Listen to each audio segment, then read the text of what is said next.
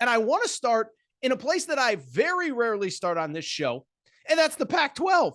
How about them UCLA Bruins against the Oregon Ducks, a top 10 matchup on paper?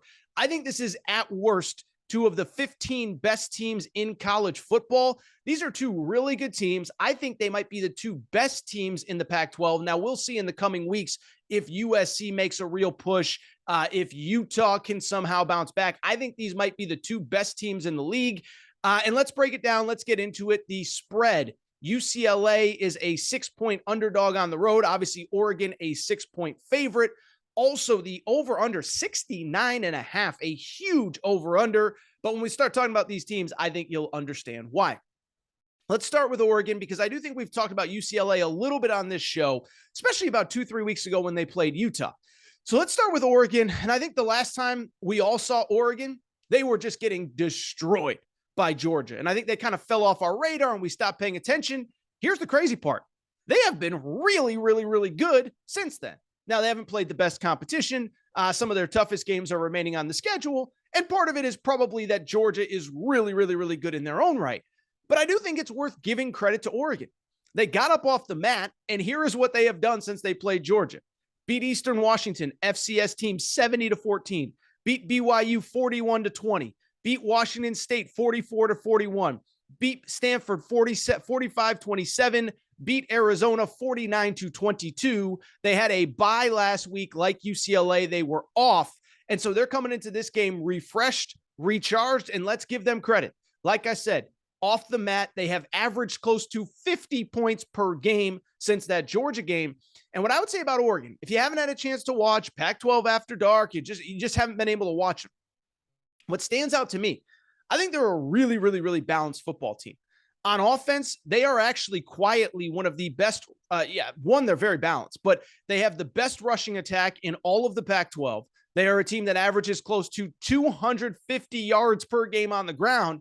And keep in mind, that is with a game against Georgia. So it shows you how effective they've been against literally everybody other than Georgia. But I also think it's worth noting, and a man who has been plenty criticized by me and many others, Bo Nix has actually been pretty good as the Oklahoma quarterback, or Oregon quarterback, 70% completion percentage, 12 touchdowns, 3 interceptions. He's also got 330 yards rushing on the ground, 8 rushing touchdowns. And so we've been waiting for 4 years for this guy to play under control, for this guy to find the right coach and the right system and really kind of tap into all his potential, also limit his mistakes. And so far, to his credit, he's doing it. I think what's also important to note on Oregon, again, I understand that they gave up a lot of points to Georgia. Georgia had 9 months to prepare for him, so maybe it's just a Georgia thing. But since then, the defense has been really good too. And it reminds me of something we talked about in the preseason with Georgia or with Oregon. And I know we talked about it in week 1 in the lead up to this game. If you remember back in the preseason, when we did the Pac-12 preview, when we talked Oregon, Georgia in week 1, one thing that stood out to me at that time was something Mario Cristobal said when he left Oregon. He said, guys, I don't want all you guys rushing to the transfer portal. He said, we have a national championship caliber team in this locker room. Go out and reach your potential as a group. And I think that's important because I remember talking about it before the Georgia game. I said, this is probably going to be the most talented defense that Georgia faces all season long. They do not play Alabama. They do not play Texas A&M. They do not play some of the other teams in the SEC West. Florida's a little bit down. We know about the Tennessee defense. I said, Oregon might be the best defense that Georgia plays all year. Now, Georgia ran all over them. But since that game, Oregon has been really good, specifically against the run. They have the top-ranked run defense in college in the Pac-12, allowing just 98 yards per game. And so I think that's especially interesting because as we transition to UCLA, what does UCLA do really well? Oh, they run the football. And listen, we all saw the game a few weeks ago against Utah. This UCLA team, listen, I know there's this perception Pac-12 is soft, Southern California is soft, this or that. There is nothing soft about the way Chip Kelly and this team run the football. Finished that game against Utah with 203 yards rushing, 5.5 yards per carry. They are physical and mean up front. And I think, and by the way, I should mention, we all know, but Dorian Thompson-Robinson, I believe, should be in the Heisman Trophy conversation DTR. But what I also want to always reemphasize against you with UCLA, why I like them against Utah, or to at least keep it close, why I like them to beat Washington. They are really good defensively as well, especially up front.